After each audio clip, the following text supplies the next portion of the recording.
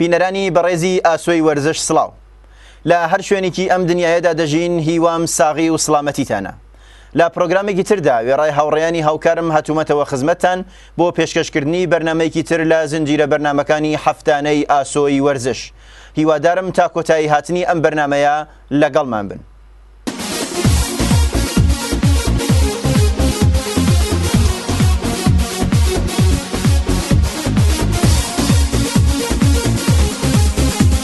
کێبەرکەکانی ڕاکردن و ڕێگەڕۆیشتنی ئێران بە میوانداریەتی شاری مەریوان کۆتایی پێهات. کێبەرکەکانی قارەمانی ڕێگەڕۆیشتن و ڕاکردنی بە ساڵاتچوانی ئێران کە بە بەشداری 230 وەرزشوان لە 23 پارێزگای ئێران و لە 6 جۆری تەمەنیدا بەڕێوەچوو بە چەندین سەرکەوتن بۆ وەرزشوانانی کوردستانی کۆتایی پێهات کە لە بەشی ڕێگەڕۆیشتندا بەم شێوەیە بوون. لە تەمەنی 35 تا 41 ساڵدا حامد ئەردەوانی لە مەریوان پلەی دووهەمی بەدەستێنا و لە جۆری تەمەنی 56 تا 62 ساڵدا عەلیڕەزا حەیدەری لە کرماشان پلەی سێهەمی بەدەستێنا و لە جۆری تەمەنی 63 تا 69 ساڵدا جەهانگیری تەحیری لە کرماشان دووهەم و عەلیجانی عەزیزیان لە ئیلام پلەی سێهەمی بەدەستێنا و لە بەشی تەمەنی زیاتر لە 70 ساڵدا عەبدولکەریمی حوسێنی وەرزشوانی سەقزی پارێزگای کوردستان پلەی یەکەمی مسۆگەر کرد و لە بەشی ڕاکردندا و لە جۆری تەمەنی 35 تا 41 ساڵدا زاهیدی دەپاڵەوان لە پارێزگای کوردستان پلەی یەکەمی لە جۆری تەمەنی 56 تا 62 ساڵدا بەدەستێنا و سیروسی باوەفا لە کوردستان پلەی سێهەم و لە بەشی تەمەنی 63 تا 69 ساڵدا مستەفا ئەمیری لە کرماشان پلەی یەکەم و لە زیاتر لە 70 ساڵیشدا حاتەمی ئازادی لە کرماشان پلەی یەکەمی مسۆگەر کرد. شایانی باسە سەرکەوتوانی ئەم کێبەرکیانە لە ڕۆژانی نۆی ڕەزبەردا بەشداری لە کێبەرکەکانی قارەمانی ئاسیا لە وڵاتی ئەندۆنێزی دەکەن. تیمی ملی هەڵگرتنی قورسایی ئێران لە مەڕ کێبەرکەکانی قارەمانی جیهانی ئەو وەرشە لە وڵاتی فەرەنسا ئوردوویەکی خۆ ئامادەکردنی لە شاری سنە دەست پێ کردووە و ئەم تیمە بە 2 وەرشوانەوە ڕێی کردوتە شاری سنە و ئەم ئوردووە لە ڕۆژانی شەمە 19 خەرمانانەوە دەستی پێ کردووە و تاماوەی 20 ڕۆژ لەو شارە درێژەی دەبێت. کوورشی باقری ڕاهێنەری سەرەکی تیمی ملی کە خەڵکی کوردستانی ڕۆژهەڵات و شاری کرماشانە ڕایگەیاندووە شاری سنەی بەهۆی کەش و هەوای باش و پەرەپێدانی ئەم وەرشە لە نێو لاواندا هەڵبژاردووە و لە درێژەدا ڕایگەیاندووە. چەندین ئوردوی تریشی لە شارە جۆراوجۆنەکانی ئێراندا بەڕێوە دەبات و ئەم وەرشوانانەی کە لە چوارچێوەی تیمی ملیدا لە ئوردوی خۆ ئامادەکردنی شاری سنەدا بەشداریان کردووە. بریتین لە 56 کیلۆ مەجیدی ئەسکەری، 69 کیلۆ سەجادی بێهروزی، 85 کیلۆ کیانوشی ڕۆستەمی و ئەحەدی سەنجابی، 94 کیلۆ ئەسخەری ئیبراهیمی و سەعیدی محەممەدپور و هەروەها 105 کیلۆ محەممەد ڕەزا بەراری و نەوابی نەسیر شەلال و زیاتر لە 105 کیلۆش سەجادی ئەنەوشیروانی و بێهدادی سەلیمی. تیمێکی فوتبال لە وڵاتی سوێد بە ناوی کوردەوە دامەزراوە بە باشی کایە دەکات. تیمی کچانی یانەی داڵکورد لە سوێد کە لە خولی پلە پێنجەمی ژنانی ئەو وڵاتەدا کایە دەکات تاکو ئێستا لە 7 یاریدا 65 گۆڵی تۆمار کردووە و تەنیا 2 گۆڵی لەکراوە. هەر بۆیە ڕاهێنەرە و یاریزانانی ئەو تیمە گەشتبینن بەوەی کە دەتوانن سەرکەون بۆ خولیکی پلەبەرزتر. تیمی کچانی یانەی داڵکورد ئەم ساڵ دامەزراوە بەشداری لە خولی پلە پێنجەمی ژنانی سوێد دەکات و سەرجەم یاریزانەکانیان تەمەنیان لە نێوان 18 تا 20 ساڵیدایە و تاکو ئێستا 7 یاریان ئەنجامدا و ئاستێکی زۆر بەرزیان پێشکەش کردووە و سەرجەم یاریەکانیان بردووەتەوە و تەنانەت ئەو یانەیە بەرەو تۆمارکردنی ژمارەیەکی پێوانەیی هەنگاو دەنێت چونکە کچانی ئەو یانەیە لە 7 یاریدا 65 گۆڵیان تۆمار کردووە و تەنیا دوو جار تۆڕی گوڵەکەیان لەلایەن تیپەکانی بەرامبەرەوە هەژێنراوە. واتە تێکڕای گۆڵ تۆمارکردنی تیمی کچانی یانەی داڵکورد لە هەر یاریەکدا 93 دەیەمی گوڵە. هەفتەی ڕابردوو ئەو تیمە یاریەکەی خۆی بە ئەنجامی 12 گۆڵی بێ بەرامبەر لە تیمی کچانی یانەی مۆرای بردەوە و ڕاهێنەر و یاریزانانی ئەو تیمە گەشتبینن بەوەی کە دەتوانن بچنە خولێکی پلەبەرزتر.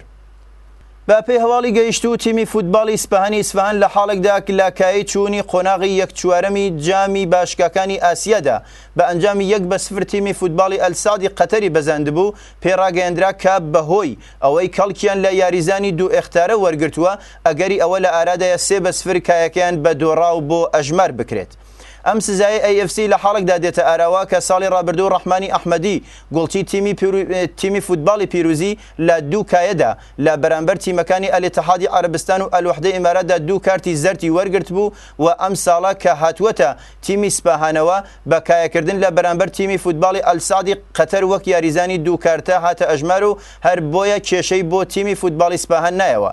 تیمی ئەلسادی قەتەر پاش کۆتایی هاتنی کایەکە سکاڵای خۆیانیان پێشکەش بە بەرپرسانی AFC AFC کرد و بەم شێوەیە ئەگەری ئەوە لە ئارادەیە کە تیمی فوتباڵی سپاهان بە ئەنجامی 3-0 وەک تیمی دۆڕاو ڕابگەندرێت. شایانی باسە پێشتریش تیمی فوتباڵی ئومیدی ئێران لە بەرامبەر تیمی عێراقدا لە کایەکانی هەڵبژاردننی ئۆلمپیکی لەندەندا هەر بەو شێوەیە و بەهۆی ئەوەی کە کەڵکیان وەرگرتبوو لە یاریزانی دووکارتە 3-0 کایەکەیان بە دۆڕاو ئەژمار کرا.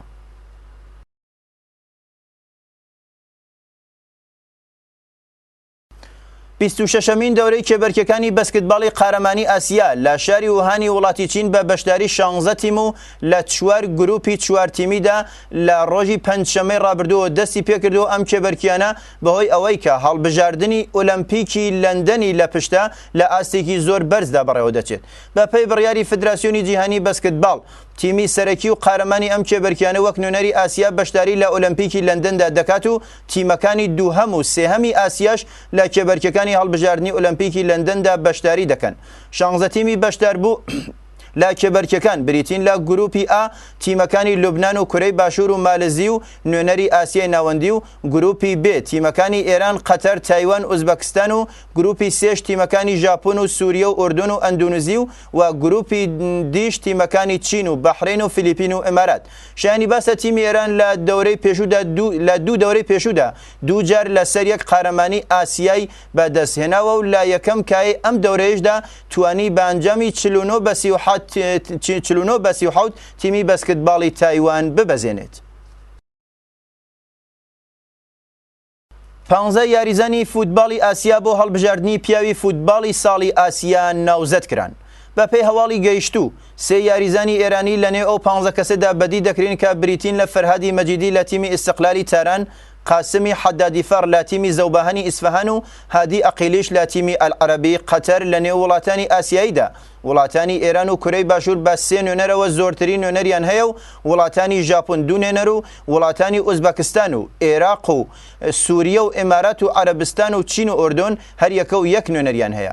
AFC ڕایگەیاندووە ئەم یاریزانانە لە دوای کێبەرکەکانی هەڵبژاردننی جامی جیهانی 2014 و هەڵبژاردننی ئۆلمپیکی لەندەن و باشگاکانی قارەمانی ئاسیا بڕیاریان لەسەر دەدرێت و باشترین یاریزانی قاڕەی ئاسیا لە ڕۆژی 23 نوامبر واتە مانگی سەرماوەزی داهاتووەوە دیاری دەکرێت.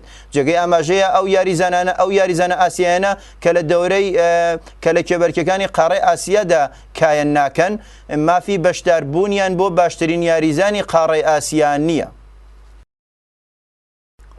یۆسین بۆڵت توانی ڕێکۆردێکی نوێ بۆ کێبەرکەکانی قارەمانی زاگرێب تۆمار بکات. ئۆسین بۆڵت خێراترین ڕاکەری مێژووی جیهان لە کێبەرکەکانی قارەمانی زاگرێبی سوئیسدا بە ڕێکۆردی 9 چرکە و 85 سەدەمی چرکە توانی ڕێکۆردی ساڵی پێشووی تایسۆن گەی وەرچوانی ئەمریکایی لە کێبەرکەکانی زاگرێبدا تێک بشکێنێت و پلەی یەکەم و مێداڵی زێڕی ئەو کێبەرکیانە مسۆگەر بکات. ئەم ڕاکەرە 25 ساڵ تەمەنەی وڵاتی جەمایکا کە ماوەیەک لەمەوبەر لە کێبەرکەکانی قارەمانی جیهان لە ڕاکردنی 100 میتردا تووشی خەتا هاتبوو لەو کێبەرکیانە کرا بۆ دەرەوە باشترین ئەنجامی ساڵی 2011 بۆ خۆی تۆمار کرد. هەرچەند کە لەگەڵ ڕێکۆردی جیهانی 9 چرکە و 58 سەدەمی چرکەی خۆیدا جیاوازیەکی زۆری هەیە و لەم کێبەرکیانەدا دوا بە دوای بۆڵت کیم کۆلینز پلەی دووهەمی بەدەستێنا و ڕیچارد تامسۆن لە وڵاتی ترینیداد و تۆباگۆ بوو بە خاوەنی پلەی سێهەم. بۆڵت کە لە کێبەرکەکانی جیهانیدا لە ڕاکردنی 200 میتر و لە ڕاکردنی 4 لە 100 میتردا 2 میداڵی زێڕی بەدەستهێنا بوو ڕایگەیان لە کێبەرکەکانی زاگرێبدا بەباشی نەیتوانیوە کەڵک لە بیرروهۆشی خۆی وەربگرێت و دەنا دەیتوانی ڕێکۆردێکی باشتری پێوانەیی تۆمار بکات. کێبەرکەکانی تەنیسی ئازادی ئەمریکا و سەرکەوتنێکی گەورەی تر بۆ نۆڤاک جۆکۆڤیچی سربستانی. نۆڤاک جۆکۆڤیچ پیاوی ژمارە یەکی تەنیسی جیهان بە بردنەوە لە ڕافایل نادالی ئیسپانیایی پلەی یەکەمی تەنیسی ئازادی ئەمریکای بەدەستێنا. ئەم تەنیسبازە سربستانیە لە کای کۆتاییدا کەم ماوەی 4 کاتژمێر و 10 خولەکی خایاند توانی سەرکەوتن بەسەر ڕافایل نادال دووهەمین تەنیسزانی ڕیزبەندی جیهانیدا مسۆگەر بکات. نادال کە بۆ بەدەستێنانی 11مین گراند ئسلەمی خۆی کایەی دەکرد نەیتوانی سەرکەوتن بەسەر جۆکۆڤیچدا بەدەست بێنێت و تا ئێستا 6 کایەی یەک لە دواییەکی بە نۆڤاک جۆکۆڤیچ دۆڕاندووە. جۆکۆڤیچ کە ئەم ساڵ زۆر بەباشی کایە کردووە توانی بووی پلەی یەکەمی تەنیسی ئازادی ئوسترالیا و جامی ویمبڵدۆنیش بەدەست بێنێت و لە 66 کایە خۆی لە ساڵی 2011دا تەنیا 2 کایە دۆڕاندووە. نۆڤاک جۆکۆڤیچ کە لە کایە پێش کۆتایی تەنیسی ئازادی ئەمریکادا توانی بووی لە ڕاجر فێدەرەری سوئیسی بباتەوە لە کای کۆتاییدا و لە سەرەتای سەتی چوارەمدا داوای لە ناوبژیوانی کایەکە کرد کە دکتۆری بۆ بانگ بکات کە پاش دەرمانکردن لەلایەن دکتۆری کایەکەوە توانی 6-1 سەتی کۆتایی بباتەوە و بە ئەنجامی 3-1 بوو بە خاوەنی جامی قارەمانی تەنیسی ئازادی ئەمریکا.